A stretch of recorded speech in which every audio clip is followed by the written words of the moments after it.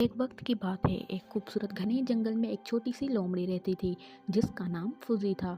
फुजी बहुत प्यारी और तजस्सुस से भरी हुई थी। उसके नारंगी रंग के नरम बाल, लंबी फुली हुई दुम और चमकती हुई आंखें थी। फुजी को जंगल में घूमना फिरना, नई चीज़ें देखना और दोस्त बनाना बहुत पसंद था। एक रोशन सुबह सूरज की रोशनी दरख्तों के पत्तों से गुजरती हुई ज़मीन पर पड़ रही थी और तितलियां हवा में उड़ रही थीं। फुजी ने एक रंग बिरंगी तितली को देखा और खुशी खुशी उसके पीछे भागने लगी। तितली उसे जंगल के अंदर गहराई तक ले गई जहाँ फुजी ने एक चमकती हुई नदी देखी। नदी में रंग बिरंगी मछलियाँ खुशी खुशी तैर रही थी और पानी में सूरज की रोशनी में चमक रहा था। फुजी हैरत से ये सब कुछ देख रही थी कि अचानक से उसे झाड़ियों की तरफ से एक हल्की सी रोने की आवाज़ सुनाई दी।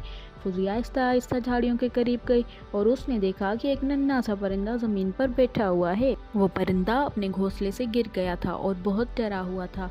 फुजी ने नरमी से उसे छोटे परिंदे को उठाया और दरख्त की तरफ देखा जहाँ उसका घोंसला था। वो एहतियात से दरख्त के करीब गई और नन्हे परिंदे को उसके घोंसले में वापस रख दिया। छोटा परिंदा खुशी से चहचहाने लगा और उसकी माँ भी दरख्त के इर्द गिर्द उड़ने लगी जैसे कि वो फुजी का शुक्रिया अदा कर रही हो।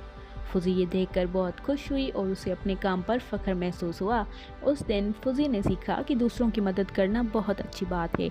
उसके बाद फुजी हर रोज़ जंगल में घूमती, नई चीज़ें सीखती और अपने दोस्तों की मदद करती।